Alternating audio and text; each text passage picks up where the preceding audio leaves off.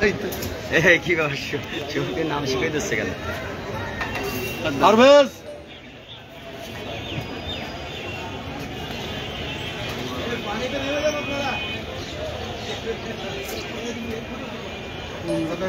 দেখেই দিলি তো ভাই, এত কথা করেন না।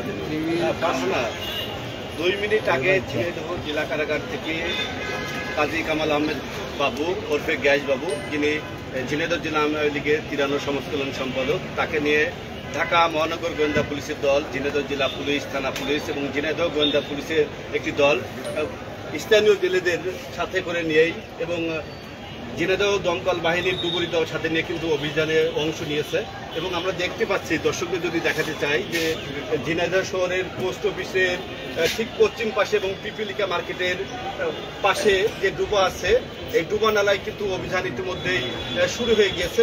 এবং আমরা দেখতে পাচ্ছি যে শুধু কড়া নিরাপত্তার জন্য যেমন আইন শৃঙ্খলা বাহিনীর সদস্যরা রয়েছে, তেমনি উৎসুক জনতার ভিড় রয়েছে। এবং এই অভিযান শুরু হয়েছে আর কিছুক্ষণের মধ্যেই। এই অভিযানের কি কতটুকু সফলতা পেল, 3টি যে মোবাইল, একটি আইফোন এবং 2টি স্মার্টফোন, এই 3টি স্মার্টফোন আদালতে 164 ধারায় গ্যাসবাবু স্বীকারোক্তি দিয়েছেন এবং গোয়েন্দা পুলিশের কাছে স্বীকারোক্তি দিয়েছেন যে এই ডুবা এবং কাঞ্চননগর স্কুল কলেজের পাশে ঝিনাইদহ বীরশ্রেষ্ঠ হামিদুর রহমান স্টেডিয়ামের ঠিক পূর্ব পাশে একটি পুকুর আছে। এই 2টি পুকুরেই মূলত 3টি স্মার্টফোন ফেলে রেখেছেন বলে স্বীকারোক্তি দিয়েছেন। এবং আমরা দেখতে পাচ্ছি যে ঝিনাইদহের জেলা আওয়ামী লীগের নেতা গ্যাসবাবু ইতিমধ্যে এই অভিযানে অংশ নিয়েছেন এবং তিনি দেখাচ্ছেন যে কোন স্থানে এই মোবাইল স্মার্টফোনগুলো ফেলে দিয়েছেন, সেইখানেই ডুবুরি দল তল্লাশি শুরু হয়েছে। ফারহানা, আপনাকে আরও একটি বিষয়কে জানিয়ে রাখি যে এই অভিযানের বিষয়ে ঝিনাইদহ জেলা পুলিশ সুপার আজিমুল হাসানের সাথে কথা বলেছি। তিনি যেমনটি জানিয়েছেন যে ঢাকা মহানগর গোয়েন্দা পুলিশের একাধিক তদন্তকারী দল এবং আইন শৃঙ্খলা বাহিনী কিন্তু চারপাশে ঘিরে রেখেছেন এবং কড়া নিরাপত্তার মধ্য দিয়ে কিন্তু স্থানীয় জেলে এবং ডুবুরি এবং দমকল বাহিনীর ডুবুরি দল কিন্তু অভিযান চলছে। খোঁজ না পাওয়া পর্যন্ত তারা এই অভিযান চালিয়ে যাবে বলে জানিয়েছেন পুলিশ সুপারের পক্ষ থেকে। ফারহানা,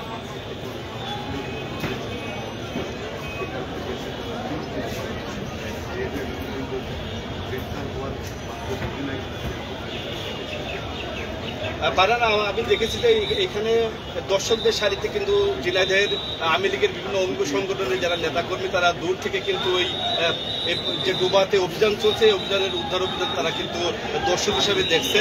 এবং আমি তাদের সাথে কথা বলেছি, তারা যেমন জানিয়েছেন যে যেহেতু দেশ বিদেশের আলোচিত এমপি আনারুল আজিম আনার হত্যাকাণ্ড থেকে তার বিরুদ্ধে মামলা হয়েছে, যদি এই মোবাইল উদ্ধার করার পর হত্যার প্রমাণ আইন শৃঙ্খলা বাহিনী এবং গোয়েন্দা টিম যদি পেয়ে থাকেন, সেক্ষেত্রে তারা এই হত্যার আনারুল আজিম আনার হত্যার বিচার চেয়েছেন। এবং যদি এর আগে ঝিনাইদহ জেলা আওয়ামী লীগের সাধারণ সম্পাদক করে মৃত্যু গ্রেফতার করেছেন, তিনি কারাগারে যদি কেউ নির্দোষ হয়, তার যেমন মুক্ত চেয়েছেন এবং জড়িত যদি কেউ থাকেন তদন্ত করে, সেক্ষেত্রে তার 10 মিনিট সময় দেন। ওই আমার ক্যামেরাম্যানটা অন্য পাশে, পুকুরের অন্য পাশে আছে, তো ডেকে নি ভাই, ডেকে নি। জি জি জি ভাই, জি 5 মিনিট দেন, 5 মিনিট দেন। জি জি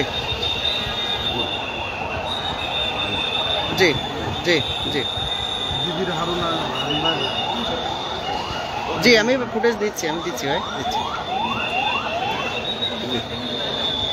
জি ভাই, আমার একটা